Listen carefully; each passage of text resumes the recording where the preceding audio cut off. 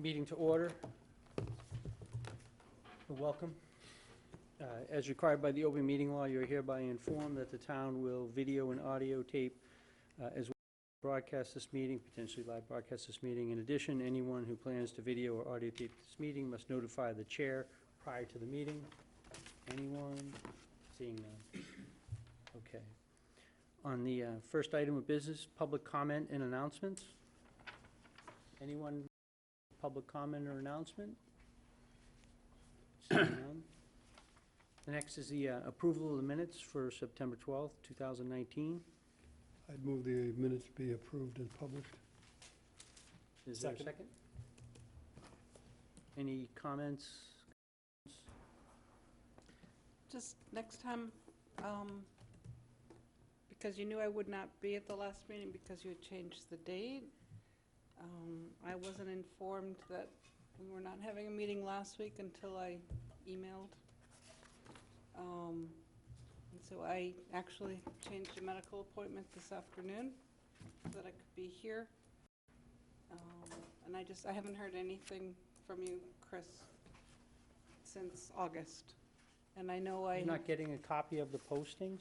I got Charlene's emails when they went out Friday, but nobody informed me that you guys had changed the date of this month's meeting. Yeah, you missed the last one. I think at the end of the last meeting is when we talked about the next. So as the chair next time, would you just make sure that everyone on your committee knows what went? I can ask staff to, after the meeting, to make sure we send out a little bit earlier than Friday to make sure people are aware that the meeting date. I think you should send that out immediately. That would make it easier Okay. for people to schedule when you have to change. Yeah, if we can make a, That would if staff be- doesn't mind making a note of that, if we do change from a different time from the. We'll just do it regardless. Yeah, that'd be fine. So I have a motion and a second. If you weren't there, you're gonna abstain in terms of, I can't, yeah. yeah, I okay, mean, I so watched it, but I can't, I don't think I can vote. it's up to you, it's your choice. But all in favor? Think, Aye. Aye. Opposed? And then abstention? One abstention, Judith. Thank you. Next, we have on the agenda the presentation of the Harwich Rental Assistance Program by John Stewart, the Executive Director of the Harwich Housing Authority.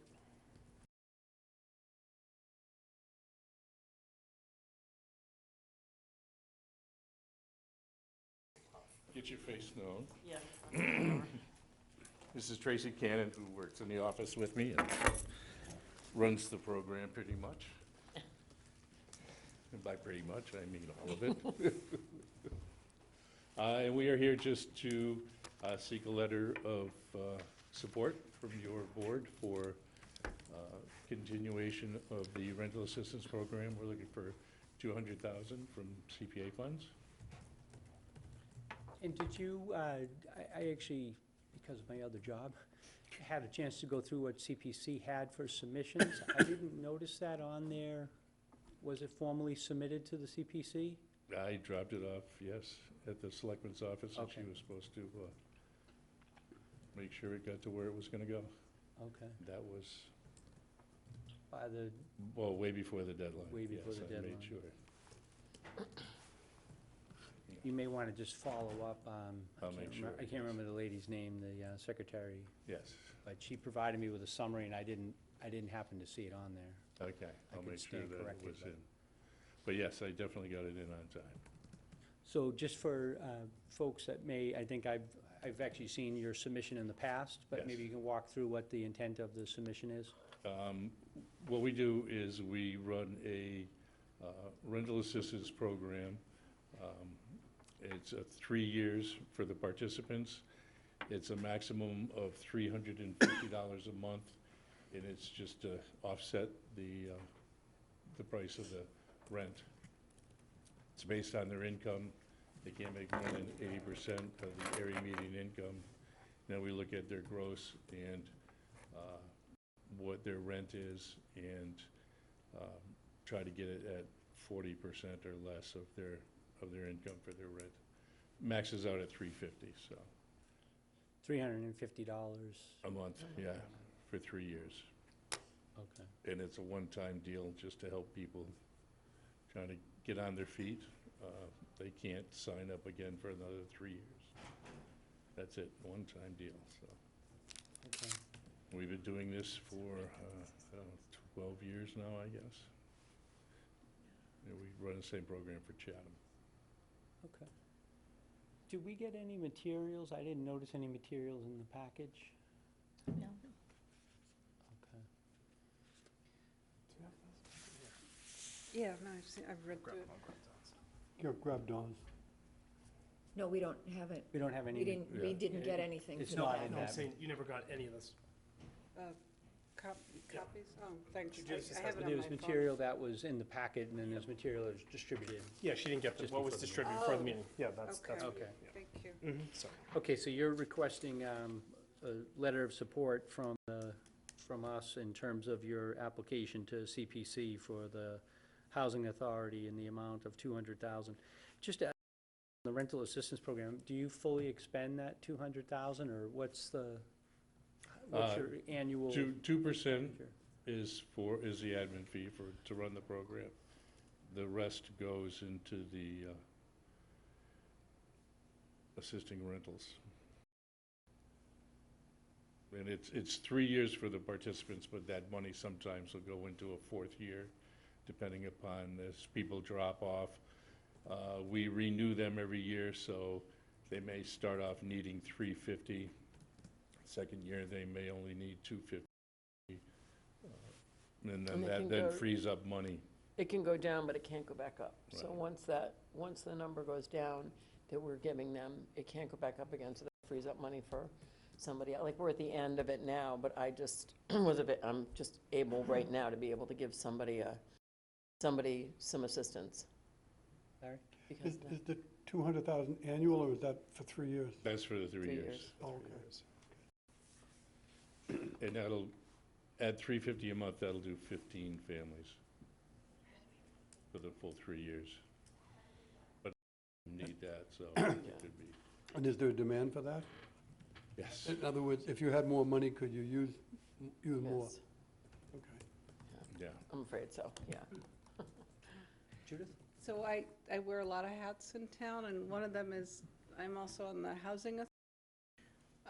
And the reason this program is wonderful and really needed is because we do not have a supply of affordable housing. And this is our supply of affordable housing in another way of looking at it. Mm-hmm.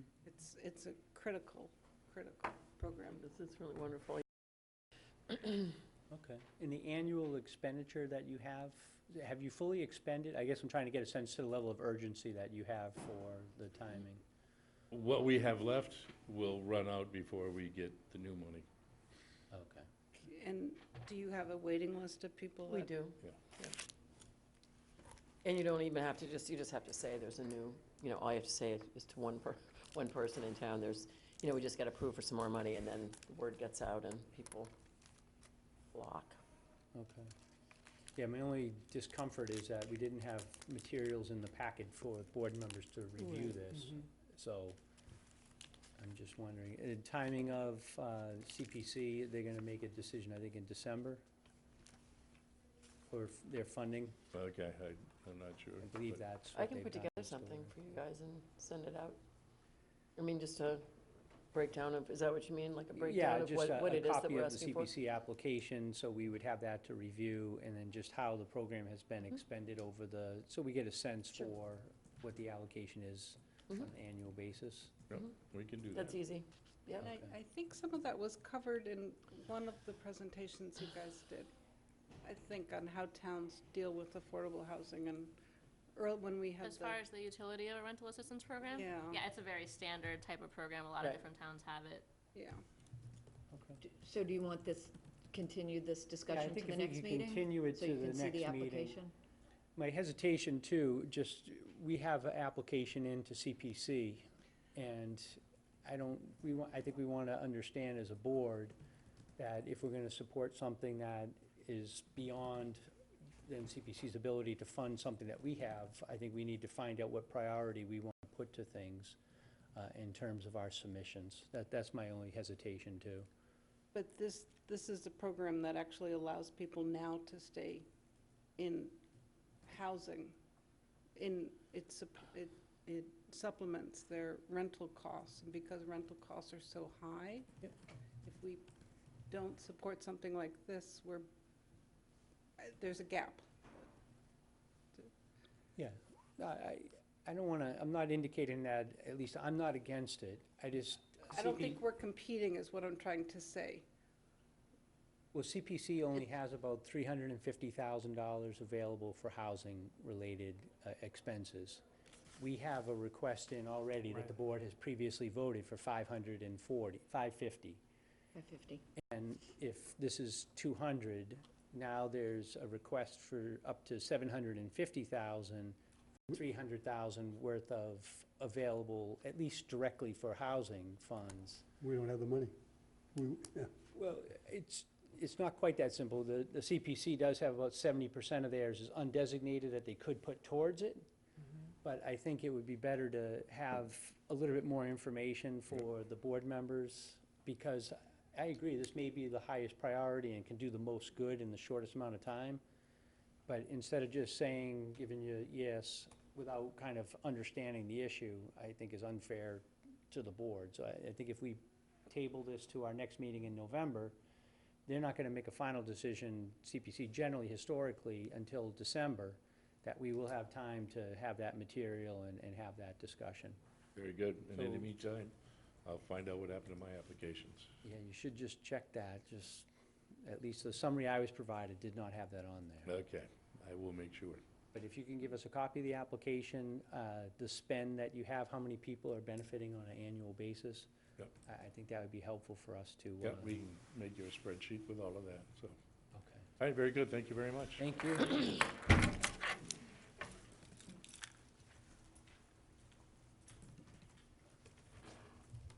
Next on the agenda is a presentation, discussion and presentation with Peter Donovan of Peter Donovan Development on Chloe's Path site.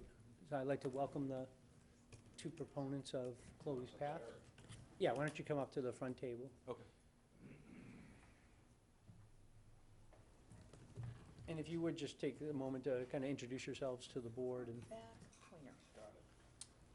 Peter Donovan, thank you for putting us on the agenda. I have with me Charlie Adams from Penrose Properties. He'll probably do most of the speaking, so. So what we're talking about is I own the property at 0 Sisson Road, otherwise known as Chloe's Path. Peter, you need to have a- speak up Oh, a sorry. little. You're very soft Do spoken. we have a that shows the location?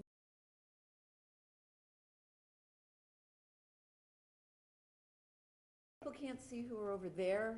If, I don't, Judith, I don't know if you can see from that angle. If you want to move next to Chris or something, just so, or even in the audience. Yeah, so I guess I'll hand it over to Charlie. He can, Go ahead, Charlie. Great, hi, so thank you all for having me. My name is Charlie Adams, I'm from Penrose Properties, and I want to tell you a little bit about, we've been talking with Peter and Gary about their property and the possibility of maybe doing some affordable housing there. What I thought I would do is sort of start off with tell you a little bit about who I am, and who Penrose is, and walk you through what we're already doing on the Cape here, and then how that, might translate to what we might be able to do here in Harwich. So just to get started, let me tell you quickly about Penrose. So Penrose is we are a multifamily developer. We've been in business for about 40 years. We're in 15 states and Colombia, and we have offices in a number of regions, including Boston. We're basically we're a privately held corporation, basically led by 3 principals. So we can be quick and nimble, and but we're very large. So we have a great capacity, financial capacity, as well as a personnel capacity to execute business. I have been in the Boston area for about 25 years, and so I've been doing affordable housing either on the development or the financing side through all that period of time. I joined Penrose about 4 years ago to actually open up an office for them to operate their operations here in New England. So I'm doing work here in Massachusetts and Connecticut right now. A little bit about the Penrose by the numbers. This is already outdated. I think we're up to 17,000 units we've developed. 200 plus developments. We're probably over 250 by now. We're consistently ranked as one of the top affordable housing developers in the country. Mixed income housing, so we'll do anything from 100% affordable to 100% market, everything in between.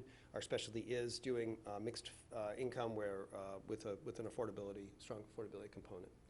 We also have a management company. We don't manage everything that we own. We do it where it's strategic, so about half our portfolio we manage through a management company. And in New England, we're managing our own portfolio at this point. Well, here they are a little bit. To give you a little bit more about them, there's almost 400 employees.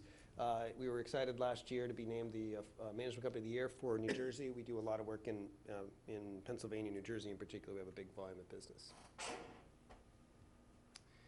So what I want to tell you a little bit about what we're doing right here, just up the road, if you will, in Eastham that we're very excited about. We're about 70% complete, so we can sort of walk you through that. So we were selected, I guess in 2016 through a competitive process with the town of Eastham, an RFP process to build affordable housing on a site that they called the Campbell Purcell site. The last names were two homeowners that the town had bought the land from, maybe 15, 20 years ago. And so we proposed and were selected to develop a family rental unit. We have 65 units there. 50 of them are what we would call affordable in the sense that they're available to folks under 60% of area median income, and those qualify for the low-income housing tax credit. The other 15 units are up to folks at about 90 or 100% of area median income, and those are workforce units that are subsidized by Mass Housing in particular. They created a great program a couple years ago. We were actually one of the first users of the program to actually support this middle tier of folks that are often left out between the market and the affordable. You can see the range of the bedroom mix, and the unit mix at 30, 60, and 90% of area median income. Here's the site where it doesn't look like that anymore, but that's what it is or was. It's right on the corner, basically of Brackett Road and Route 6. The property does abut Route 6, but the entrance is off of Brackett Street. That's very important to us to maintain a nice, quiet residential feel to it. See if this has, actually I wanted to if I could go back here. Well, we'll get into this a little bit, but I can use my pointer. So this is the parcel is sort of shaped, this way, it goes around here, all this green area you see. This part up here is part of the property as well. When you see the development, you'll see that the development takes place in this area. However, this is what we call we're doing a pocket park here for the community. That was really important, really excited for us to add. So it'll be basically a grassy area here with tables and benches. We're going to put a bike rack. We're putting a bus stop in here. And really the concept is for people to come off this Cape Cod Rail Trail, come over here, this is where Sam's Deli is, and Dunkin' Donuts and Ben & Jerry's, get your ice cream, get your sandwich, come over and hang out on the park. But we can show you that in the picture. Another sort of view of the site. As you can see, here's Sam's Deli. So here's Route 6, obviously. This is where the entrance is to the site. So here's the actual site plan that you can see. Here's where I was talking about, where the pocket park is. This is an old drawing that hasn't been developed, but that's sort of what the concept was, so the walking path up. So you come onto the property here. We're putting in a community building.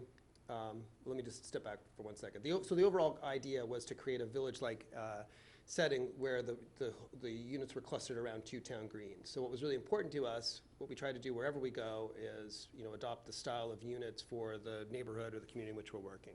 So here, typically if we're in a major urban area, we're putting up a 4 or 5 story building, double-loaded corridor. That makes sense here. That doesn't make sense at all out on the Cape. So we came up with a scheme or a plan where we took those 65 units and put them in 18 different buildings.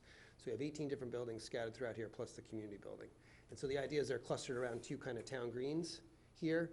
And I think our architects did a really good job of not having this big open space here, but then taking two buildings and having them front this road, so you get a real neighborhood feel to it. Here's sort of a rendering of what it looks like. This is actually more reality now than it was before, because we're about 70% complete. But this is the entrance to the site. This is the community building that you'll encounter once you enter the site, some signage here. And then this is the first loop that you see that comes back here for the homes. As you can see, they've really been designed to be Cape Cod style units, developments. Each of these buildings is made to look and feel like a single family home, but they all have between, actually one of them only has 2 units because of accessibility. We have some that are accessible and they're 2 units. These ones have 3 or 4 units each. That's the most that they have. Just another view from the opposite view down the street. So again, here's the community building. This is as you come down the road, that's the first building under the site. The rest of the site is sort of behind us, if you will. Some of the community amenities I talked about, we have a community building, the playground. We'll have in one of the green areas a walking path throughout the whole site, picnic areas in the front, and we'll have a on-site professional management team. And there will be while there isn't a presence 24 hours a day, but there is a availability of service-oriented maintenance for 24-hour service call, of course. Just want to throw up the community building, the room. So the idea is that so this is the community building that I talked about. You enter the building, we have our offices. Actually, this is where you would enter, and the management office is here, and then you go back to a community room that's available for the residents as well as the community at large. So we would make that available to folks in the community, and not just the East End community. If people from Harwich want to come, they're welcome as well. And then just outside here, we put a patio. The apartment features, we're pretty excited. One of the things we always try to do when we're doing these types of family developments is to provide washers and dryers in every home, so we're able to accomplish that here. So there's no central laundry facility that people need to schlep to do their laundry, and beyond just having hookups, we actually provide them with a washer and dryer, which we think is a nice amenity. Pet-friendly, and modern amenities, and each of the units will have a balcony or patio of some kind. So here we are under construction, not a rendering. This is actually already a little bit outdated, but this is the first row of homes on the first circle of the development when you come in. So the community building is right behind us. So you can see one of the things that the architects tried to do is to create different style units, right? So that they don't all blend in exactly the same. So you have different styles to create a real sense of home and neighborhood feel. This is standing on basically just to the side of the road coming up and in. The community building, again, to orient you, is right over here. And so we were just looking at these homes that were under construction here. Now you get to see the ones that are on the other side of the first row, or the first town green, if you will. That's a view of the community building, still under construction. One of the things that we like is you can't quite tell, but the community building is back here with a higher roof, so it's like a vaulted ceiling in the community room, which is a nice feature that our architects came up with. And of course, this is our $1 million wastewater treatment facility right there, all in this area at the back end of the site. If you're familiar with the site, this is Main Street Mercantile over here that we bet up against. And one of the things we've added is a sort of a walking trail here, which will also be emergency access, so that folks could actually access some of these businesses or some restaurants over here to create more of a sense of connection between the neighborhood. Just sort of more views. This is, again, of the buildings. Stuff we've seen before, under construction. We can get into this, but more if you want to do in the Q&A. But this sort of gives you a general sense of what the bedroom mix is, or excuse me, what the bedrooms are based on the area median income and what people's income would be and what they would pay for rent. One of the things we like to say is that these developments are usually available to everyone because we have units that are range.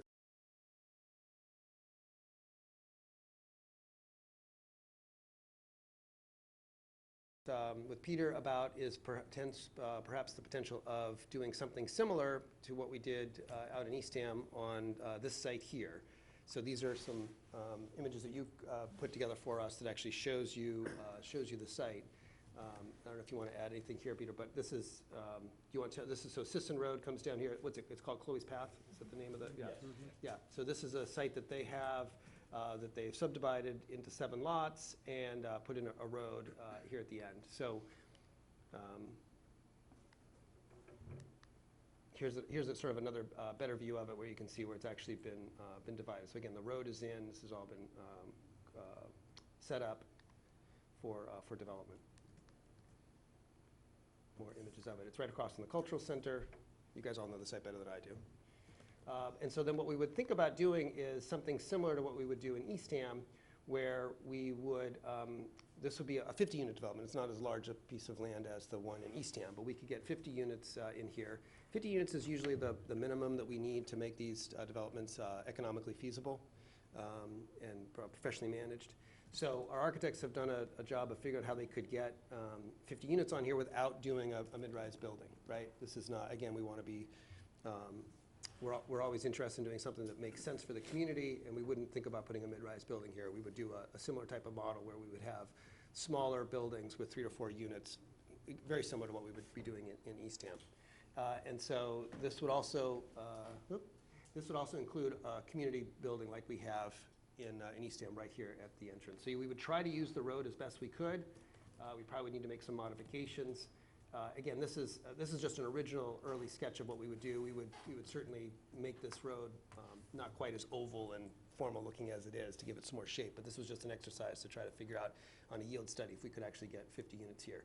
And then this here would be the wastewater treatment plant. I'm going to get over my skis, you know this better than I do, but this would not be as high a level as we have in Eastham. That's another benefit of having only 50 units. We wouldn't cross over the 10,000 gallon a day threshold. So the costs here for this wastewater treatment plant would be lower, not cheap, but lower than the $1 million that we would have to spend in Eastham. So that's it. So I think really, what we were, we're still talking to these guys, trying to figure out how to, if we can make this work. But one of the things we want to do as part of that is, bring this to you guys, get your thoughts about it, if this is something that you guys might be interested in supporting, if we can figure out how to make this work with them, and, what kinds of dollar figures, might be available. One of the things, as you probably know or may have heard, but the funding for these types of developments, there's lots of different sources. It's very highly competitive. It takes a lot to put these together. A lot of the money comes from the state, and because it's very competitive and because the resources are scarce, the state is often looking to municipalities to, if they have their own funding, to help support the development, because it shows that the town is committed to developing affordable housing. They're willing to put their own resources in, and it also helps defray the cost of the state, where the state has limited resources and doesn't have to dedicate them all to one development. They can spread them around a little bit more. So, to give you in Eastham, we were very successful in generating about 1.6 million of CPA money and trust money together. We have some CPA, some trust money. I think it all sort of ties back to CPA money one way or another, but from different groups. Not all that came from Eastham, though. We were also very blessed and pleased to be able to get money from Wellfleet and Orleans, even though there was no necessarily big benefit to them from a 10% test or issue, but they were still willing to contribute because they saw the value of having regionally based housing, particularly on the workforce housing. That was really important to them. So each of them was able to give 100,000 of their own precious resources to this development. So the town of Eastham put about 1.4 million in, and the other two towns put in about 100,000, which was, I think, maybe the first of its kind that had been done. So we were very appreciative of that. One other thought on this one, we would be looking at, of the 50 units, we would be looking at doing maybe 40 of them as affordable and 10 as that's sort of what we were kind of thinking about when we were putting this together. So anyway, we're just at the really early stages. Obviously, there's a lot of work we still need to do with them, but again, we wanted to at least, see what you guys' thoughts and interest was in this, and if there's an interest in us continuing to have these conversations, if this is something you're interested in. Excellent, thank you. Yeah. Just an initial, just in terms of Eastham, so I thought I heard you say that there was a request for proposal, so the town had town-owned property. Yeah, so that's It a kind different of situation, right? started They had their own, they own the property, and so they put it out to bid. The successful bidder, Penrose was. Penrose was a successful bidder, yes, successful bidder. yes. And then the CPA funding that. So once we got into supplemented that came after? once we got into the project and started to put the financing together, we went to the CPA. So it was not part of the original RFP, but the town was supportive of this from day one, and they knew that part of what they would need to do would be to contribute funds. So we actually were, so our application was very well received and accepted by them to help further the goal of trying to do this. And we actually did in a couple of, we didn't get it all at once. There were a couple of times we came. I actually should caveat that. Let me, now I'm, one important detail I should add. When the RFP came out, they actually did already come out with $400,000 tied to the RFP for any successful developer, right? Because one of the, not to get too much in the weeds, but one of the challenges that you had with this parcel because they'd wanted to develop it for many, many years, it had taken a while, was the, not having access to water, right? So finally, Eastham, as you all know, now has access to water, but in addition to that, they were willing to provide $400,000 of, I think it was actually just regular town resources, not CPA money, to any successful developer to help offset the cost of bringing the water actually onto the site. So they brought up to the site, and, you know, they gave us $400,000. So the 1.6 million was, you know, 100,000 from Wellfleet, 100,000 from Orleans, 400,000 of money from Eastham itself, and then, I can't do the math, is that, so I guess $1 million of actual CPA slash trust money from, so that's how it all played out. Go ahead, Larry. Did you use 40B? We did do a 40B, yes, yes. Okay. We actually found that that was actually the best way actually to do it with the town, because, you know, the town actually then sort of got, you know, had ability to help figure out what they would like to see there. So, you know, one of the general mantras, if you will, for me or for Penrose is that, you know, we don't like to do things that aren't necessarily a shared vision with the town, and that's in part why I'm here today, way ahead of anything that we would have put together, because we're not interested in doing something that towns aren't interested in. So it was actually a good process, because we were able to design what they wanted, and they were able to sort of, through that 40B process, actually help, you know, turn it into what they wanted, because, you know, it wasn't, we didn't have to follow strict, you know, zoning regulations. We could deliver what you saw there, where if you went through regular zoning, it might have been more challenging to do that. I take it you preliminarily gone over the site, and the fact that there's water available is convenient, I imagine, but do you consider anything for the sanitary sewer? Yes, we've got a wastewater treatment plant on there. There's potential of another option that's relatively close by, that's, Okay, I think, We have right across the street is. 50,000 gallons a day. yeah. That's Oh, to up tie into somebody else's to the system. middle school, yeah. Yeah, no, I have heard about that. That would certainly be something we would look at, you know, we just put a site plan together, and sort of, you know, I had the architect look at it, and I had the civil engineer look at it, say, okay, can we get a wastewater treatment plant on here? How, the right size, make sure we could be under the 10,000 limit, where it could go. That's the extent of what we've done. We do know there's something across the street. We've heard about that. The challenges with, that's great, but the challenges with that often then become in, you know, shared ownership. You know, how does that work? You know, if something happened over there, how would it affect our development? All things like that. Those are all, you know, kind of next level questions that would really need to be dug down and analyzed. Okay. Do you have another one? What time frame are you looking at? You know, this is still really preliminary. If things were able to come together, I think the next application would be end of next year for the next round. Okay. Other questions, or Judith? So first of all, congratulations on Eastham. Oh, thank That's you. a really great project. Secondly, I'm in a butter, so I wouldn't be able to vote on this project one way or the other. But when the street went in, I had a couple of questions that I raised with the town planner. And one of them was whether or not the engineering of the hill was done as was presented by the engineer at the planning board that changed what could and couldn't be done in that location. And the second question was about traffic. Because I live on Sisson Road, come May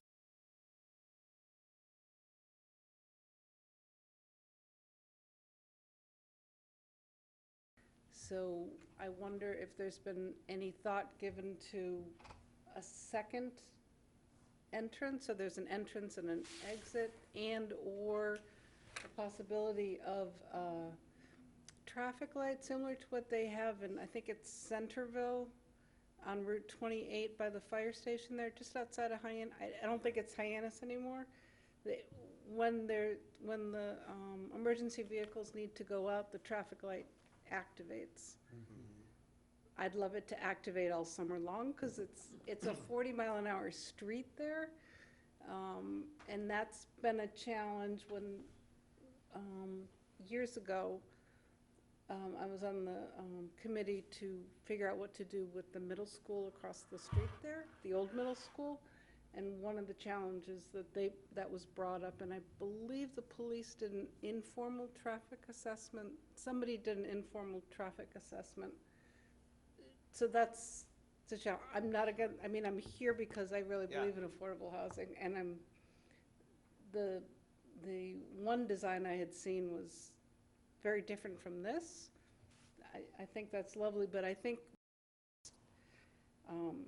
20 cars, or whether it's 120 cars or 300 cars coming out on that road for most, for the 5 months out of the year it's a danger. It's Talk to a me if you- challenge yeah, that's gotta be addressed.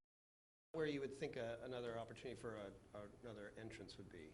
Well, I do know, as I've driven up and down the road, there are properties for sale that abut that. I So don't know, these ones in here? near the fire, near These the in here? police station, yeah. Okay. I don't know. I'm not saying that's a good thing or a Yeah. bad thing. Yeah. And I don't know what, on the other side. Now, I know when it was allowed to redevelop this, is it 19 acres, I think, Mr. Donovan? Something like that? 15? They took a parcel that goes down to, Is it Grassy Pond? It's the what's one the off of street? Forest Forest Street. Street. Right. Forest It's actually Street. been transferred already. But I don't know if that's wetlands or. Oh, if- yeah.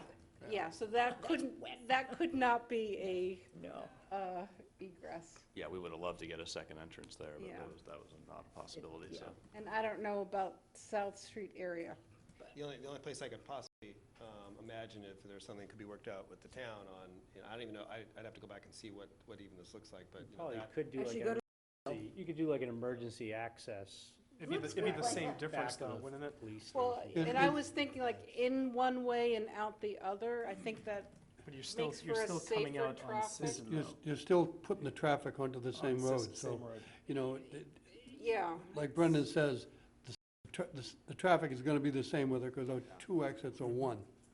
But if And you're the coming police- out that road in the summer, you absolutely can't take a left-hand turn. It's the same And if you're difference, though. trying to, if you're coming from town center and trying to turn left there, I think you're kind of blind to a Well, certain degree. part of the difficulty is, It's and just that, dangerous. that was a question when the original subdivision was approved, is the road to the middle school or the cultural center, as the case might be, Right. is offset. It's poorly planned, and whoever did it didn't know what they were doing, but the road's there, you can't do much Yeah. about it. And the possibility would exist, I would imagine, behind the back of the police station to make an emergency exit through there, Right here? because they have a roadway that comes down on the far side of the fire department. Even So closer to your roundabout or the. That potential is there, Right but there is a little bit it leveler. will do nothing to alleviate the traffic. The same Right. amount of traffic is gonna come out every day, one way or the other. Yeah, you could possibly think about routing traffic through here. You couldn't route traffic through No. here. No, That would be an emergency access only. Yeah. I mean, so, and what it is the road is approved now for that amount of housing, so, it's not an enormous subdivision by any stretch of the imagination, but probably have to take care in exiting, and And entering. the transportation people, whomever they might be, right now the police department does it, but they are not transportation experts by any stretch of the imagination. Just look at what they do around town now. No offense to the police department. No, they have a hard time Yeah. directing traffic now. So just in terms of timeline, we have received another presentation from Wise Development in terms of East Harwich. They had done a presentation. He didn't really make a formal request for Correct, funding, but he at least informed us that he was considering. In terms of you guys, what's your intent, I guess, and timetable would probably be helpful for the board? Yeah, there's still work to be done here.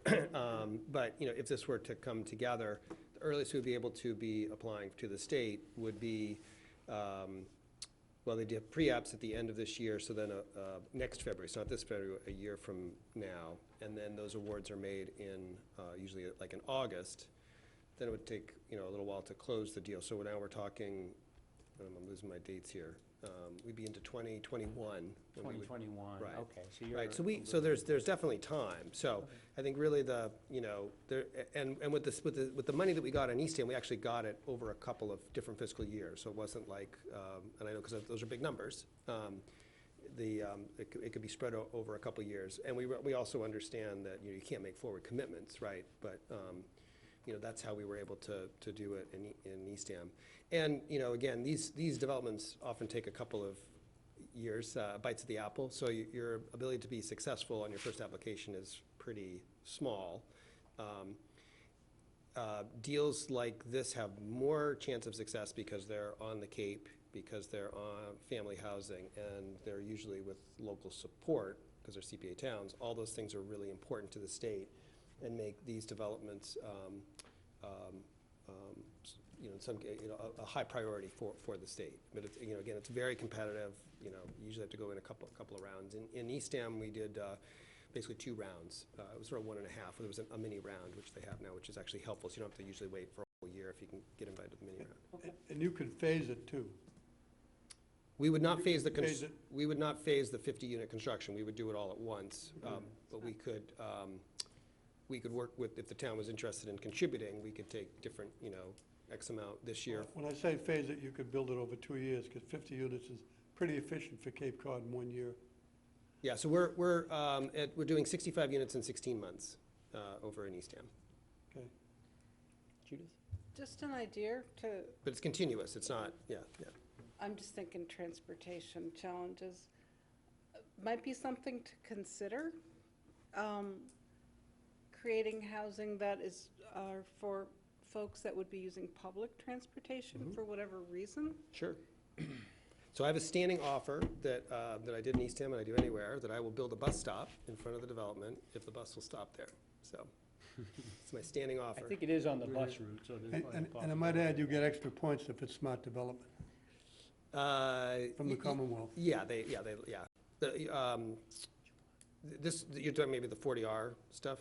Yep. Yeah, that would be a different type of zoning. But yes, I mean, generally, they like smart development principles. Thank you. We don't have 40R in Harwich, but that being said, and I know this is very planned. Sure. But if you can pull everything out of the 100-foot buffer, I think that is in your best interest, just from an environmental standpoint. Absolutely. Yep. Because there are very sensitive environmental issues in there. There's some turtle issues as well. There's natural heritage issues, so anything you can do to scoot that a little north. We're in touch with that emotion. Yeah. I just wanted to make more 2 observations, I guess. First, that we have already, the town has appropriated about $800,000 for us to work towards housing, so we do have limited funds. We did receive, like I said, Chris Wise from Wise Development came in and asked. I think we as a board would have to decide, do we want to put together an RFP, a request for proposals, to see if we have a number that we want to put towards a development that is 50 plus. I believe his is in the neighborhood of 50 plus, if I remember that right too. And that our contribution would be X dollars, then it would be a competitive process. Sure. Similar to Eastham. Understood. Also, we as a board have already identified 4 parcels that town meeting took from under the care and custody of the Board of Selectmen, moved it over to the care and custody of the trust. And we are actively looking at 2 of those parcels. Actually, we have Laura here to give us kind of an update on a couple of those parcels. How are you? Good. So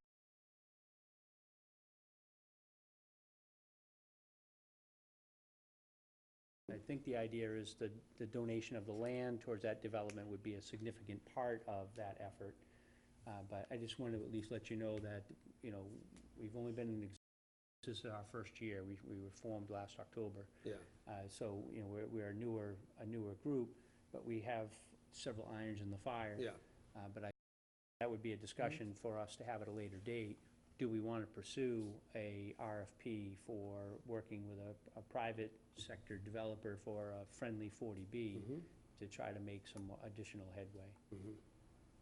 Was there an additional question? Or? No, you're not requesting anything for this go-around Nope. anyway, right? Yeah, Yeah. really, it's just say, okay, if, developments, as you know better than I, developments of this size don't happen that often on the Cape.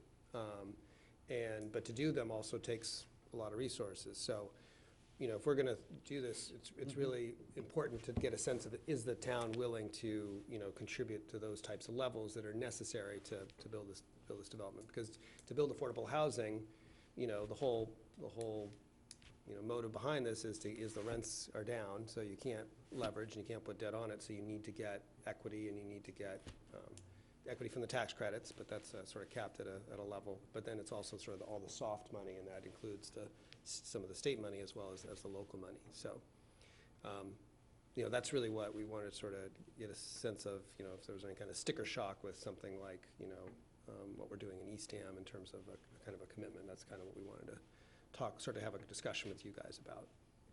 Okay. Well, I appreciate you coming in.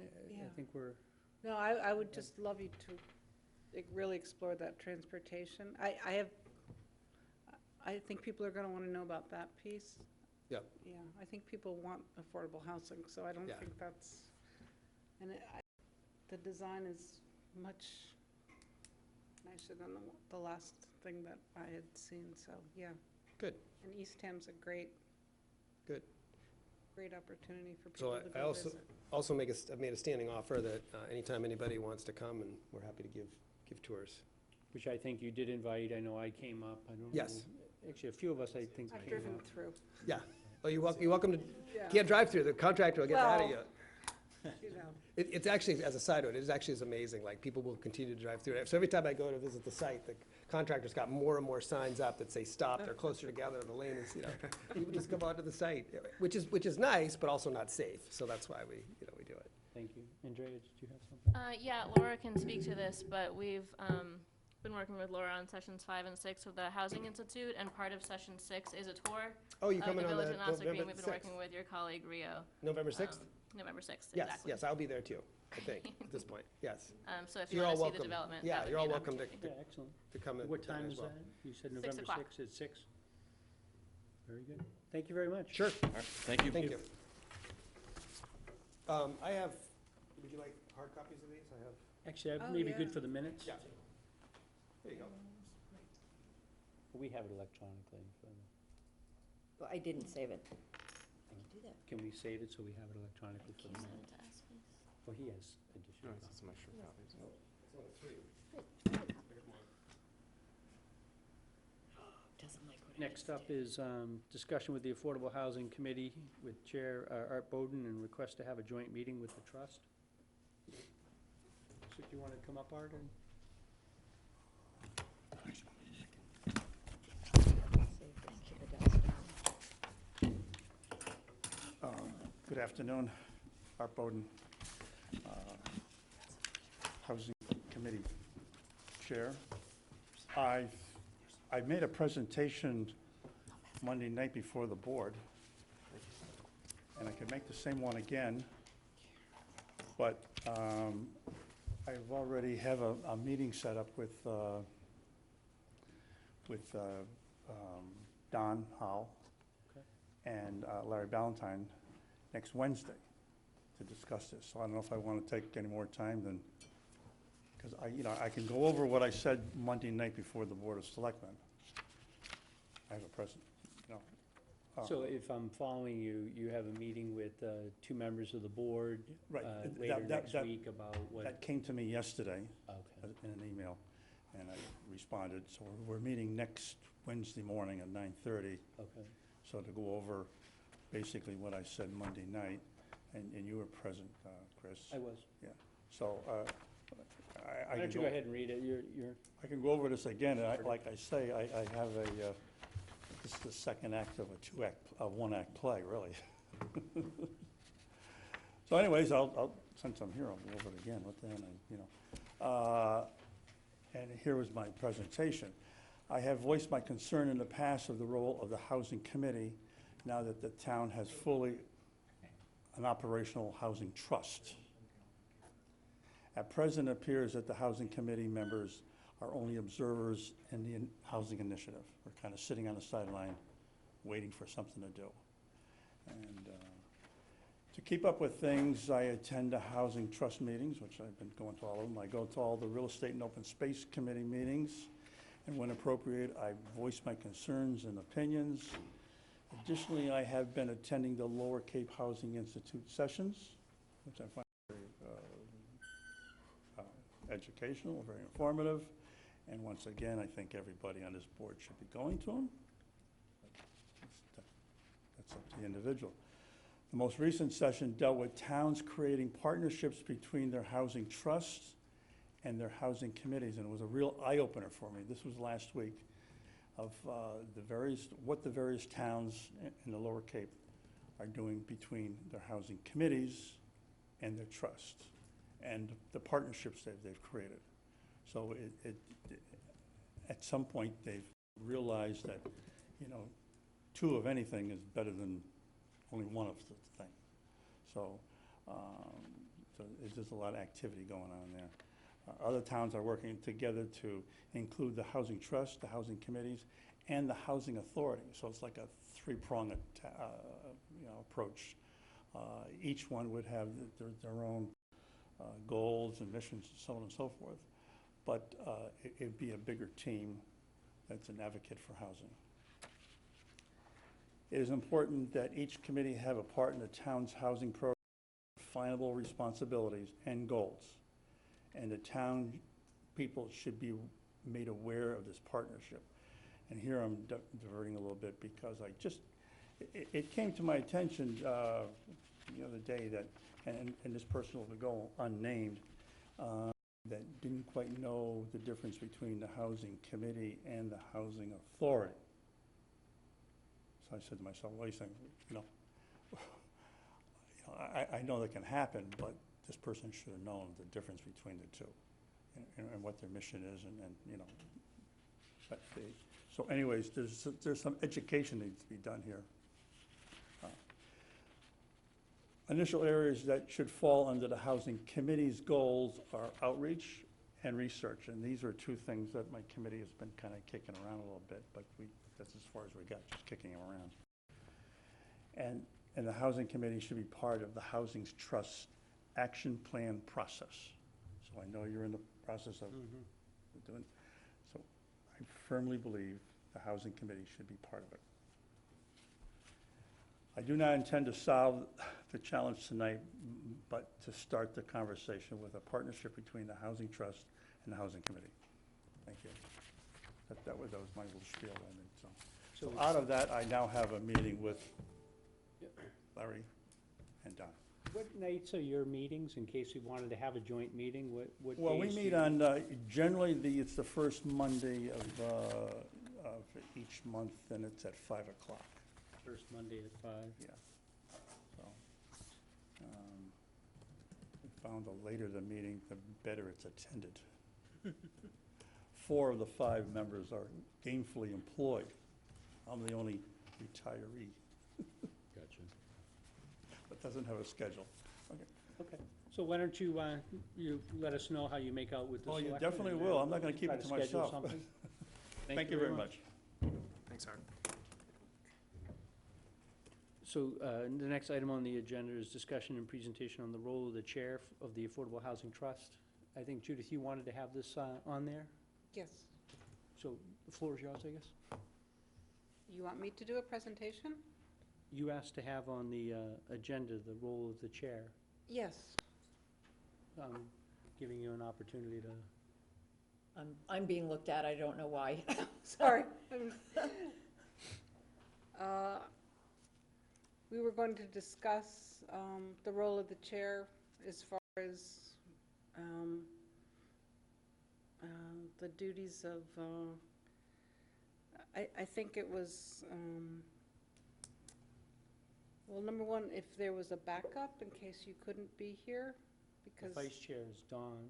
okay. Yep. And if the two weren't here, we'd barely make a quorum, correct? We'd still make a quorum with We 3? still make a quorum with 3 out of 5. Technically, but that would go to me then, I guess. we could, clerk.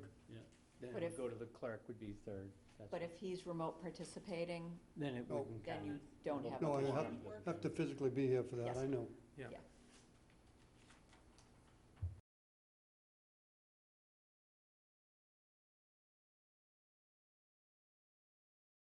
August meeting, you took a list of us that wanted to volunteer to come with you to meetings about potential people presenting, and I just hadn't heard anything from you. I don't know if you, have you had any meetings? We haven't really done any Do- additional meetings or anything. Just clarifying, you mean like before the CPC, when that application, or?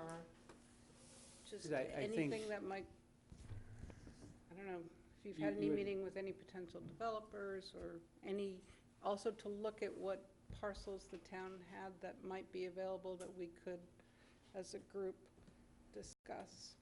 Yeah, I think 2 meetings ago, there was a discussion, which actually you volunteered to help out on the 6 Gomes Way, but that was a discussion where staff and you, I thought, went through some of that material on Gomes Way. I don't know, I just haven't I been haven't had contacted any by anybody. additional, what I've been trying to do, and I think we had talked about this pretty early on, like the gentleman that came tonight from Penrose, any people that make inquiries, I think they can make inquiries of any one of the 5 of us, or, quite honestly, any of us. And then any one of us that gets those inquiries should Get 'em on direct the them to agenda. come and do a Yeah. presentation before the board. Yeah, absolutely. But that's been the process that we've been utilizing in this. No, at the August meeting, you took a list of people that were open to helping you with whatever. Yeah, but I don't think we've had anything even since August. Yeah. And I Okay. think, Yeah, I Yeah, I might, don't- I might be wrong, but from past memory, anytime there's a couple of people, 2 or 3 people, I forget the exact number, but if we're going to a meeting and it's not posted, we can't do that. Well, they were gonna post them, I think. Well, I mean, Yeah, if we know we're gonna be there and there could be Right. deliberations. if you knew it, that's one thing, but if 3 people show up, that's a no-no. See, like the November 6th one, if 3 of us are gonna go to the tour of that facility, then we would have to post that, because we know that we're gonna have a so you quorum all there. need to let us know, otherwise we can't post Right. it. Right. Okay. Okay. And I suspect in lieu of that, that the chairman simply acts as ex officio CEO. Well, the only thing I could think would be coming up, and I don't know because it's really up to CPC, we have the request before CPC for 550,000. So they traditionally schedule to have presenters come in and present their proposals. I think that's no, we have 2, right? Because we have the other one is Deacon's Folly. So if we're scheduled to go, the more the better. Yeah. I think one time I was there, and I think Yeah. Larry was in yeah. the crowd, so, and then one time at CPC, I think you and I went up, but whoever's there, but once I'm aware of that, we'll post, but that's CPC, I'm beholden to when they schedule that. And I think they have decided on their meeting dates. I'm not sure they've figured out who's going when. That email's supposed to be going out to applicants, but I don't know if that's happened yet. Because they've been meeting on the same night that FinCom meets, so I don't. They're actually gonna be meeting Tuesdays and Thursdays and for a Thursdays. couple weeks. Now, Charlene, I don't know, but if the meeting involves something that the Housing Trust is going to bring, that's equivalent to a posted meeting. We're all allowed to go, aren't we? Only if, well, they just list the application. Oh, They don't list the whole, It really depends that if we hold, because we've been doing this downstairs, if we hold a joint meeting, if everyone wants to be there to do the presentation, then we would it post needs it to as be a joint posted, meeting. yeah. Okay. If it's just a presentation to articulate the application and one of us goes, it doesn't have to, doesn't always have to be me. But if one of us goes, then it doesn't need to be posted. Okay. But when we're notified, we'll let everybody know. Yeah, if we can let And if you're everyone gonna know to see be who's there, let us available. know so we can post it as a meeting. I do think the more people that show up, the more validity to the presentation it has, Absolutely. just as an observation of government. And Okay. do that, yeah. I am scheduled for these, the, Oh, good. well, because I've signed up for the. Okay. So, are we good with that? We'll move on? Yep. Yep. So, update on the, oh, sorry, check this off too quick. Update and discussion on 6 Gomes Way on the new deed rider. So maybe I could ask to have Andrea get us started on what the request is, or Belinda, and then if there is a new deed rider that the state has, then I would like to ask Laura to kind of just walk us through that process. Yeah, let me take a stab at it, and any one of you jump in and correct me. So we've been talking about Gomes Way. This is where there's a resale situation. The town has decided not to be responsible for the resale, and it's been put back on to the owner to do this. This was decided at the last meeting. The selectmen believe. actually Yeah. voted to do that. The county also doesn't want to be involved. In any case, this is related but separate. So as part of this transaction, Habitat has put in a request to the town to entertain the idea of changing the deed rider from the old format to this new universal format, which is best practice. So to that end, I'd love for you, Laura, to speak to what the universal deed rider is, why it's different, and why it's better. Okay, that's easy. First, are there still home funds in there? And just for the record, if Habitat you could question. just. Oh, I'm sorry. your name, just so Laura we Schufelt have from it Mass taped. Housing Partnership. Thank you. There were originally home funds in that, that's why home, That's why the county. Yes. Habitat and the town are all on that deed rider, which is the county. But it would have to be paid off at the sale. Yeah, Question for Habitat. Okay, Yeah. well, actually, it's a question for home. going forward for the deed rider, because the universal deed rider can't be used if there's federal funds in it.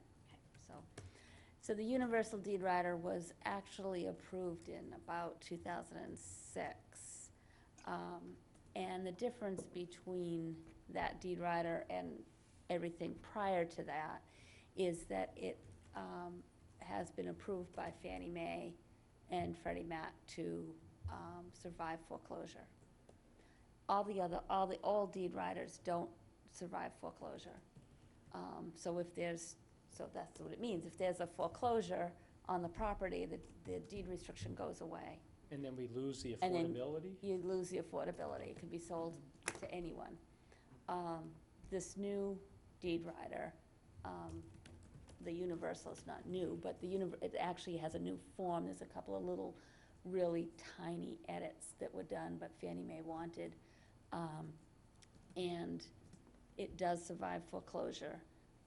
It also allows, the old ones had a time frame where you had to find a buyer, and if you didn't find an eligible buyer, then it could be sold on the market. Now, the seller couldn't capture any of the difference between the affordable price and whatever it sold for. That difference would come to the town, but it could be done, and then the affordability would be gone. With the universal deed rider, there's a time frame for finding an eligible buyer. If you can't find an eligible buyer, then they can sell it at the affordable price to an ineligible buyer, but the deed restriction stays on. So they can't get the appreciation, and they have to sell it. That can only happen once, and it has to be sold to an eligible buyer. So it maintains affordability in perpetuity, is what it does. And there's no asterisks after it, not except for a foreclosure, or except if you can't find a buyer. Always gonna be affordable. Is that now kind of, you mentioned the word universal, Yeah. is that really universal for when people do affordable housing now? Would it be a Yes. formality for us to support this recommendation, which I think is to have the recommendation that the Gomes Way site utilize this new universal? Yeah, it would be a formality. Any of the units that have old deed riders, DHCD is, I won't say insisting, but are, strongly encouraging those to be switched to the universal, for the very reason that I gave, that it, definitely ensures affordability. I would think if Freddie Mac and Fannie Mae support that if someone's buying a property, that you kind of want to have the financing people lined up to come. Right, and they hadn't supported, it took some negotiations for them to support the surviving foreclosure, because of course that affects their collateral. But was on board, and that, like I said, it took some negotiations back in 2005, 2006, but it got done, and so it is something that everyone's trying to switch over to those. And the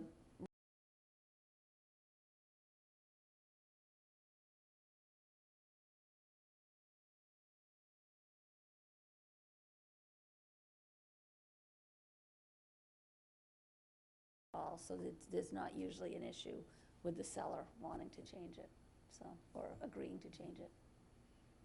So I guess at least two things. One, it'd be nice to see a copy of this, so what we have for the future, so we're all understanding what people are gonna have to sign up for. It's on, And secondly, if there's is there a need for a specific action for the Six Combs Way? I thought in the material, was Vicky looking No, for so, something from us?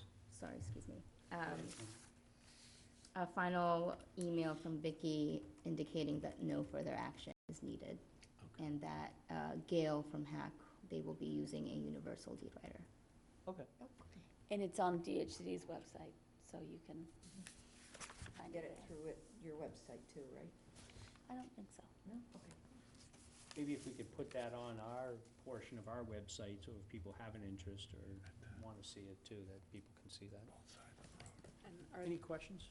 are towns just retroactively applying that across the board for any properties that may or may not be for sale, but have Only the ones that are old for sale. If riders? somebody's in the unit, you know, in a unit now with an old deed rider, it's not easy to switch the deed riders, because you have to have their permission, and they usually want something in return. So doing it at resales is really how it happens. Sometimes it would affect their appreciation or their maximum resale price if you did it before they were selling it. And just historically, was it just something that nobody thought of until somebody was in a foreclosure, or was there a reason why they had these open doors? Fannie Mae wouldn't agree to it. So any that survived foreclosure had to be what's called portfolio loans, so they had to be kept with the banks. The banks had to agree to it, and then they couldn't sell them to Fannie Mae, so they had to keep them in their portfolio. And as banks got bigger and the secondary market got bigger, banks didn't want any in their portfolio. Okay, so if there's no action that's being sought, I think, why don't you stay there? Just, Okay. I have a feeling there may be other questions that come up. Okay, let me just grab my notebook in case I have So to. just an update on the Affordable Housing Trust land inventory.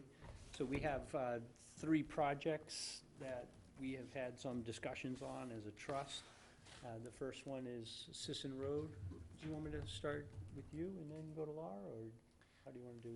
Well, an so what I was update on thinking Sisson? is Laura could provide the Sisson Road update, you could provide the Deacon's Folly update, and we'll provide the Oak Street update. Does that work? Sounds good. Okay, so, Sisson Road, I have,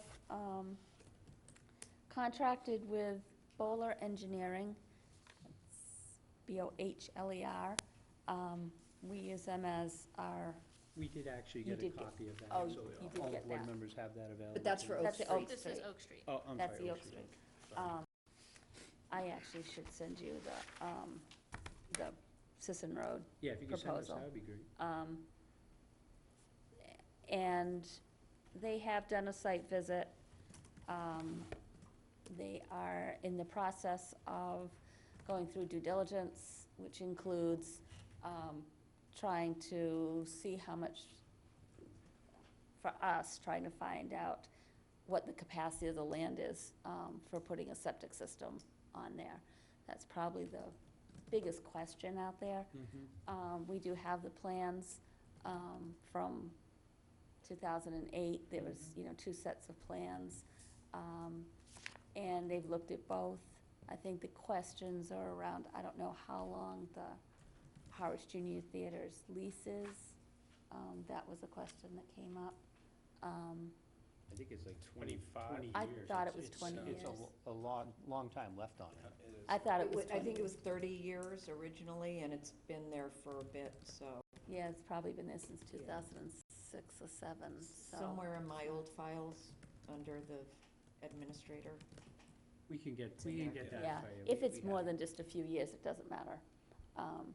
Yeah, no, I'm sure it's more than, it's probably 15 to 20. Yeah, that's what I thought, but it was a question It's that more came than a up. few years. More than a few years. I'm just thinking, I looked at that, but I looked at it 5 years ago, so it's been some time since I looked at it, but it was a long time then, Yeah, so. okay, that was my recollection too. So I'm expecting the due diligence report around mid-November, maybe a little earlier than that, because they've been working on it recently. And that will tell us the land capacity, but how many bedrooms we can fit on the land, and some kind of looking at site layouts. I think there's one old site plan that has a pretty good traffic flow with buildings kind of on the street, and that's kind of the traffic flow they're looking at, because it separates the junior theater's parking and drop-off and pick-up site, which I think you want to do. So it's not all intermingled. So that's where it is. Once they finish that, then they will come here and give a presentation of their due diligence report, draft in case there's anything that we want to change in it, or, dig deeper. And then talk to you about, what your goals are for the site, and how they could put together some conceptual site plans where you might want buildings to be, if you like the kind of traffic flow that, they've had. Sometimes we do that with I call him an artist because he's that good at it, but with a planner from Bowler that sits and sketches out what Like an your. artist rendering of what it will look like when it's Well, done. yeah, but it's just a site plan. He doesn't do the 3D at Oh, okay. right then, because you can't to put an RFP out, or it doesn't make sense to. But he'll put something so that we can then transplant what you're thinking of into a RFP without being prescriptive, but be able to relay the kind of layout that you'd like to see. And then, into more detail of the types of, again, without being prescriptive. Okay. I don't know when our next meeting is. We probably should just try to 21st? make sure that. 21st of November? The 21st of November. So do you think that they'll be able to have that by then? I think so. That's within the schedule that they gave me last week. Okay. But I will double check or I'll give them a deadline, which is always better. That may be nice to give them a deadline, and that way they can come in and do the presentation for us. Yeah. Is that something where you just, at this level for now, or would you want the neighbors to know? When should that Yeah, what's happen? normal? Normal, you do this here. Okay. Without, it's a public meeting. Right. You're obviously welcome to come. But at this stage, it's not, it's very Very conceptual. Very Okay. conceptual. So just, it kind of brings up, so if we have this presentation done, we decide to go forward, we draft an RFP, do you usually let the neighbors come in at the point that the RFP before it goes out? Or Yes. do you just rely upon the process of the 40B process for neighborhood input? Usually, it works best to have some kind of a community forum before the Before. RFP goes out. That And, makes sense. and also something with the Board of Selectmen, or invite the Board of Selectmen at that time. You have the authority to do it here, but it's always nice to get. And maybe the historic commission as well. 'Cause Right, It's in the district. because it's in the I think we district. would try to do a large public meeting to really trumpet that and get input. Right, Yeah. right. So that's usually the time you do it. Any other questions on Sisson Road? Seeing Just to none? clarify, so we're suggesting that the November meeting, the engineers can come do a presentation on their findings, and that would be a meeting in which you would invite or have a joint meeting with some other town boards and committees as well? No? No. No, I think the first Okay. one is just for us. Small first. And then we would do Okay, one got when the draft RFP gets put together. Yeah. Or before it? Mhm. We had discussed having Yeah. some community engagement forum. I think we need to get a Before sense the for the RFP. Before the feasibility RFP. first. Yeah, And then the feasibility. Yeah. RFP becomes Nobody else did. the public input part, 2 more meetings. portion. Right. Got it. It's 13. No, good question, though. Just on Deacon's Folly, we have engaged the services of an appraiser, and the appraisal is still underway. So I'll have to follow up and see what the timing is on that.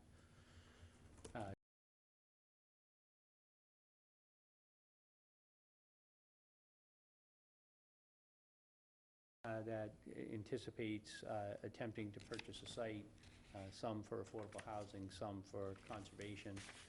There is a chance the owner of that property has already completed the subdivision of that property. So it will be up to the owner to see if he wants to participate in any kind of RFP effort or what have you, if we were to pursue that, to have the property or a portion of the property be for affordable housing. So that's, I think the appraisal just gives us a number that we would need to utilize in any negotiations with him for negotiation purposes. Questions or seeing none? Oak Street development, I jumped the gun on the boulder already, so That's okay. you can give it overview. So again, Laura, jump in Okay. if you need to on anything. But, so Oak Street, to remind the public, was the first priority parcel that the trust identified. And Laura initially worked with us to figure out some of the capacity issues around Oak Street, and finding that it could only probably support 1 unit, decided that it didn't have a high potential for impact, and so we switched to Sisson Road as the parcel that MHP would be assisting us with the understanding that the trust would continue to move forward with exploring the feasibility of developing on Oak Street. So what we did was, we reached out to Bowler, who had originally been looking at the Oak Street property, and asked them to give us a proposal for the additional pre-development work, and they came back with a proposal around $25,000, which rather exceeded what the trust had originally been thinking to spend. So we looked through it, talked to Laura, and took out the pieces that were not absolutely necessary, and asked them to revise their proposal. And so what you see here is a scope of doing the survey, which was the original intention, and also the wetland delineation and sketch. And so that revised proposal came back at $13,500. So the question here is whether the trust wants to move forward with this proposal. I guess my question is, did anybody else submit a proposal? We did not do an RFP. You know, I was just thinking that because it came in, well, there's two things, two roads we can go down. Under the procurement law, engineering services are exempt, so we could go the exemption route. But anything over 10,000 but less than 50,000 would be a request for quotation, which I actually did that work on the action plan. It probably would make some sense to do that request for quotation, send out to others, modeling on at least the scope of work that Bowler did, and see if there's anyone else out there. Yeah, I guess my, I don't know what kind of an engineering company Bowler is, but surely we have them on Cape Cod, and if they come down here, half the day is traveling. You know, so every day it's twice the price of a Cape Cod company, even if they're exactly the same. Well, they also, they don't have an office here, but several of the engineers have houses here, so you don't pay the travel because they live in. It's not like they won't charge you for the travel from Boston here. I don't know, They do don't they or tra- don't they they? don't. They don't charge us. So, I mean, the letterhead shows Boston as Yeah. the Yeah. address. That's where their office is. Or one of their So, offices. I like to get things done, but I Curious. think we should I think it's a good point that it's over, if it was under $1,000, then you just use sound business practice and it wouldn't be as big of an issue. But I think we probably do wanna, and, you know, I'll volunteer again to put that together. If the scope of work that was provided to Bowler that they commented on, or provide the proposal on, that I can just build that into the And I can give you, RFQ. And you know, we a can start- handful of Yeah. engineers, surveyors. Question? Go ahead. Based on your experience, does this quote reflect typical costs for this scope? Yeah. Do you think that it is likely that the town could get significantly less cost for this? You know, you might, surveying has gone up a lot lately, so, I don't know, it's I what think I the think problem it is that under the procurement law, once we know it's over the $10,000 limit, that we have an obligation. So I would be It would be best more practices comfortable to and do have it, better Yeah. practice. to yeah, set it's that. best practices to do it. I'll get If you you, could provide me the Yep. names, and then if you can provide me the scope of work that we asked for, similar to what you did on the action plan.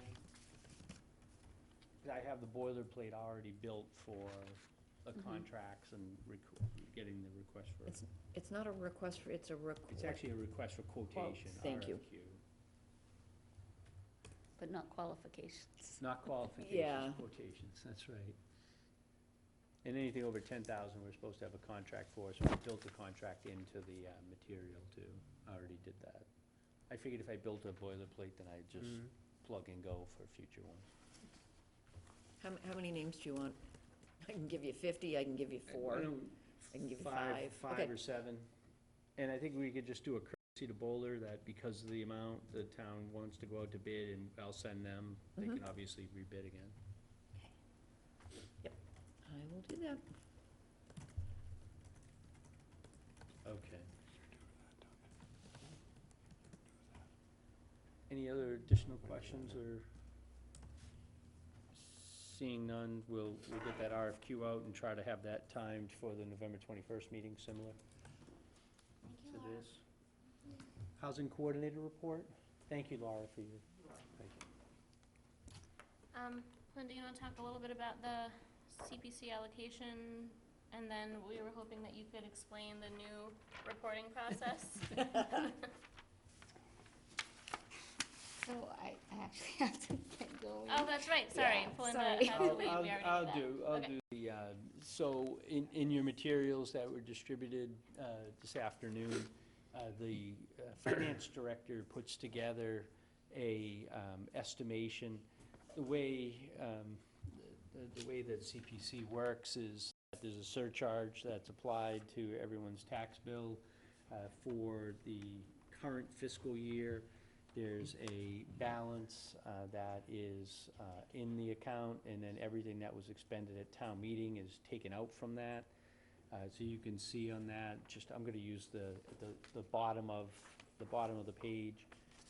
It has the estimated balance from, basically left over from last year of $979,000, so just shy of $1 million. And then what they do is they take they being the accountant, our finance director, takes and sees in terms of the amount of tax dollars that are coming in. Generally, it's about $1.5 million roughly that we get for CPC, the 3% surcharge. And then there is an allocation that comes from the Commonwealth. I think that's actually like a stamp tax or on property transfers. That they, At the registry deeds. at the registry of deeds, so they use that as a funding source, and then every community that has CPC gets an allocation of it. Last year, the year before, the city of Boston entered into the fray, which they're a giant sucking machine. So that decreased the amount that we've received. So the long and the short of it is the approximate 1.5, and then about 500,000 coming from the state is about $2 million when added with the leftover money of 979, leaves just shy of $3 million available. And then there is an obligation to allocate 10% of those, somebody referred to once in my career, they call them buckets, so I always use that term. the 10% bucket, so community housing has available 375, that's what I was kind of alluding to earlier. That money can only be used for housing, so there's no option on that. Historic preservation, just shy of 500,000, and open space, just shy of 500,000.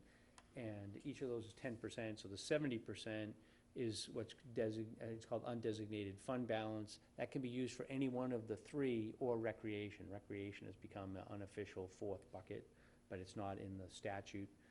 So there's about $1.6 million that's available. Now, out of the 1.6, that could be used to any one of those four purposes. So when I was kind of alluding to the 550 requests that we have, plus the 1.2 for Deacon's Folly, you know, we're well above the 10% on the community housing, but it really depends upon the grand total of all the ones that are coming in. What I will do, and I should have brought it with me because I did it already, I have that broken out, the total amount here and the total amount of the requests in the capital budget. So Oh, do you want me to just forward that to if you could everybody? just forward the That would be capital great. budget information, and the capital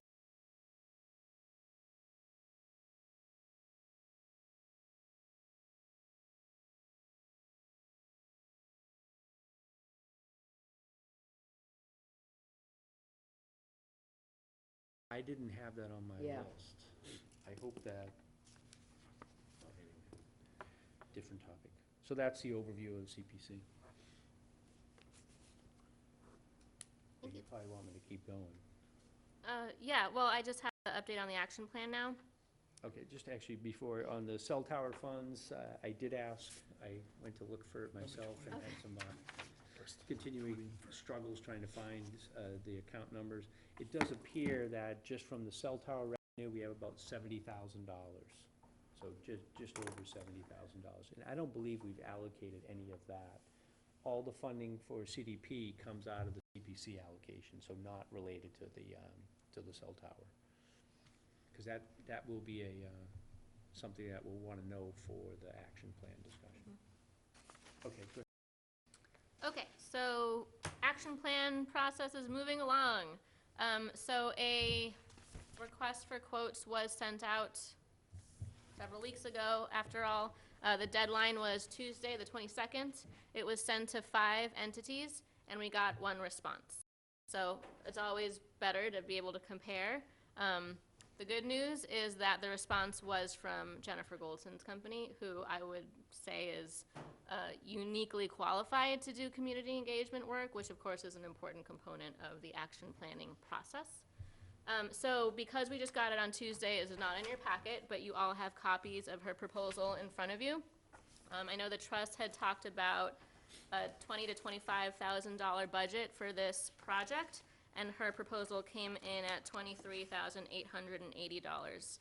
I've read through the whole thing. I think that the scope of work is directly related to the scope that we sent out. You know, Art mentioned engaging other housing stakeholders in the town. That falls under task number 3. There isn't anything that we've discussed that I personally do not feel is covered in the scope that's presented here.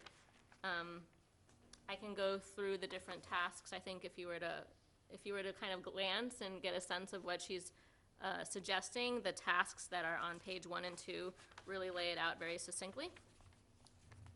I guess the fundamental question that the RFQ, when it went out, had a list of everything that we were looking to accomplish. Yes. And she's indicated that she's willing to accomplish Yes. everything on the list. Yes. Because as we'll all remember, we had a chance to go through that scope of work twice. So as long as she's providing what we asked her to provide, then I think we're probably okay to move forward. Yep. I feel very confident that that's the case. I did include just a quick memo that I put together that, based upon the process. Just one thing, sometimes on the bids, sending out 5 and only getting 1 isn't always the best indicator. My sense is from discussions with you and maybe discussions that you've had with some of the potential vendors, that they're very busy. So it's just a sign that the marketplace is active. So people would have bid if they didn't have so much work in other places. Yeah, I think that that's an probably safe accurate to say? characterization, yeah. Yeah. Going back out, we're not gonna get 3 proposals or No, this was- quotations, so. That's a different story. You put it out, so so be it. I haven't had any conversations with the vendors after the RFQ went out, but just over the past few months, just because of the work that we do, I've gotten the sense and heard directly from some of the other potential vendors that they're completely flat out. And frankly, I'm happy that Jennifer Golson was able to respond at all, because I know she's also very busy. But of all the people that I've worked with, she's the best at time management and is always on budget and on time. So just from our perspective, having to work with whoever you choose, I know that it'll be a really smooth process. Let it rip. So I did draft up, recommend the award of the contract to J.M. Golson for the creation of the action plan for the Affordable Housing Trust in a not-to-exceed sum of $23,880 and authorize the chair to sign. I would make that motion. Thank you. Is there a second? Second. Questions, concerns?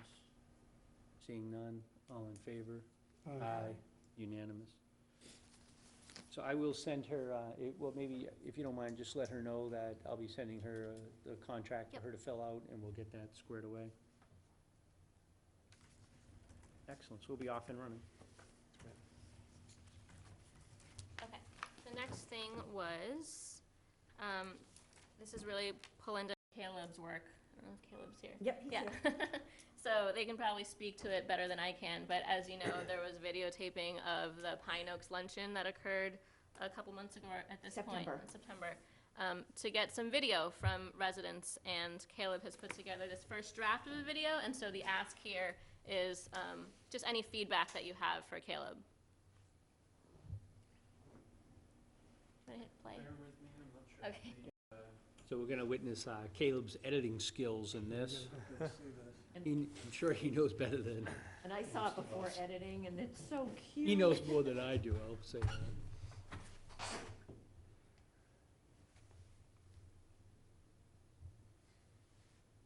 Martin, and I live in Pine Oaks Village. I've been here, I think, about 7.5 years, I'm not sure. For some of us who have difficulty getting around, it's wonderful to be all on one floor. And the apartments maybe have just one bedroom, but I have a lovely patio out back where I can grow herbs and flowers, and I also have a very nice front porch where I sit with my dog in the morning. I moved here from Orleans after I had a hip replacement, and the staff are wonderful. The maintenance guys just couldn't be nicer or more helpful. Hi, I'm Yvonne. I'm originally from Provincetown on the lower part of the Cape, but I live here in Harwich now at Pine Oaks Village. I love it. Growing up on the lower part of the Cape, I had no idea what I was missing, being up here at Harwich. It's been awesome, and I've been blessed to be able to live at Pine Oaks Village. It's great, it's affordable. I love how well maintained everything is. I'm very fortunate to live here. I'm Kat Youngs, and I live here in Harwich, and I've been here 11 years. And I love it because it's a real community, and we all get along pretty damn well, I might say. Particularly with the liquor. Everybody's in trouble, everybody's around to help you out, and that's a very lovely board. Our age group, I'll tell you. Yes, I moved in 11 years ago, and then 3 years ago, I broke my hip. And I have the steel rod from here to here. And this community was so wonderful, helped me out so much. Hi, my name is Charmaine Lamone, and I live at Pine Oaks 3. I've lived there for 13 years. I enjoy it very much. I think it's a great place for myself. My husband moved there with me, but he has since passed. I have many good friends. We have a lot of fun. It's a great place to be when you're getting older and you need support. My name is Joan Durrell.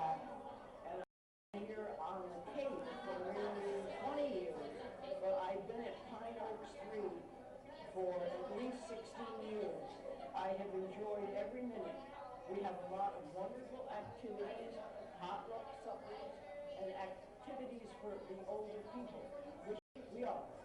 And I really love being there because of the activities and the management, and I look forward to a few more years there. My name is Phyllis Goodlow, and I have lived at Pine Oaks 3 for 4 years. And I like living here because I like my little apartment. It's in a good spot, and it's by the courtyard, and I get to put all my little plants and flowers out there under my big tree. The independence, I have to live with my family. No, but it's nice. It's a nice, quiet environment. They have activities, so yes. I'm happy living here, yeah.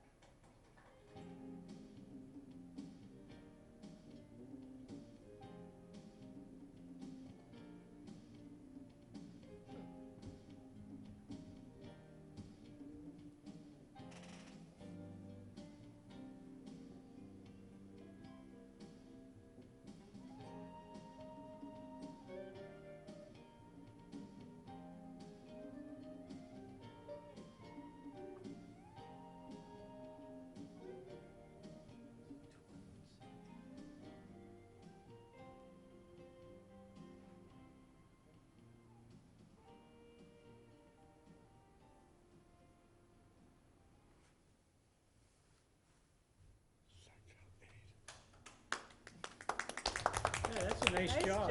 Good job. Yeah. Just a note, as people could probably tell, it was packed in that room, so that's why the audio was a little. Yeah, no, I think that was I was wondering, it is a great site, if you had a few more shots of some of the other buildings, if Mid-Cape Church Homes didn't have any objection to showing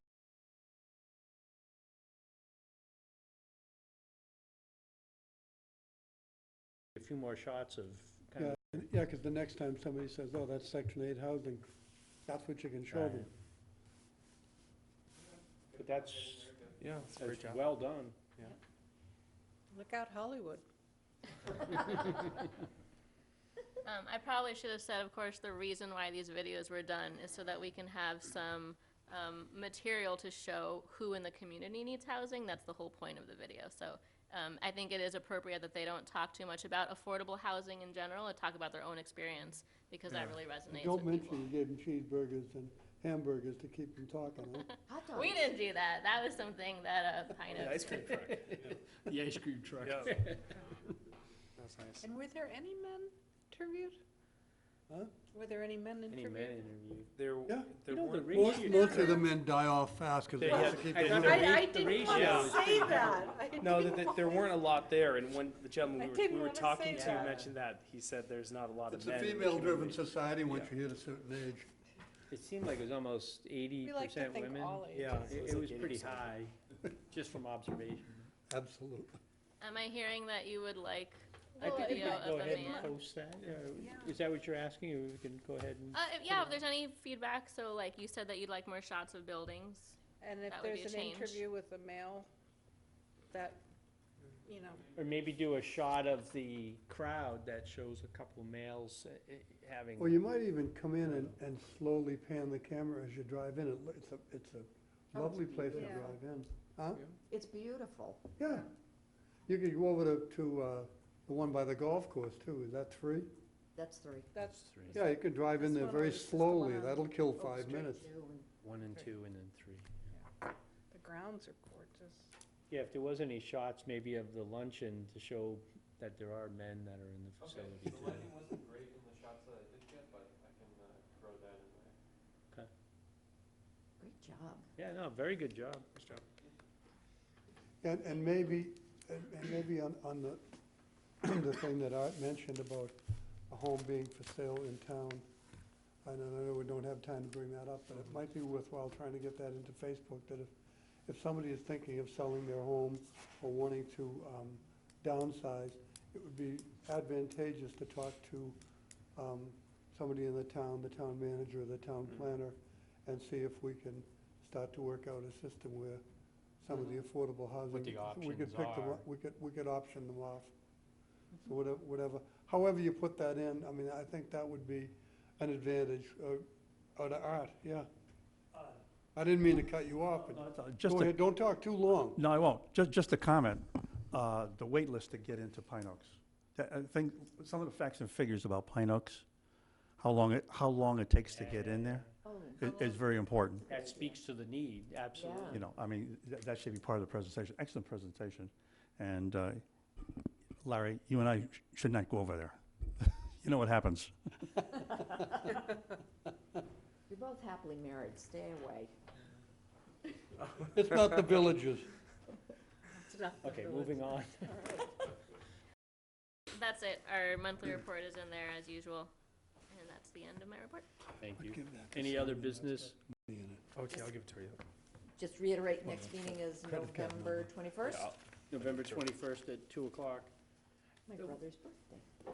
One thing that, just if we were gonna have a joint meeting with the housing committee, Mondays at 5 are a little bit tough for me because the selectmen started 6:30 right after, but, you know, I could possibly do that for a Monday at 5.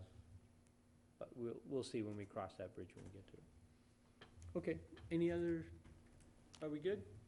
We're on time to, Thank you, appreciate that. I know, you had to leave. Take a motion to adjourn. I would so make that motion, Mr. Chairman. So Larry, second. Second. Brendan. All in favor? Aye. And we are adjourned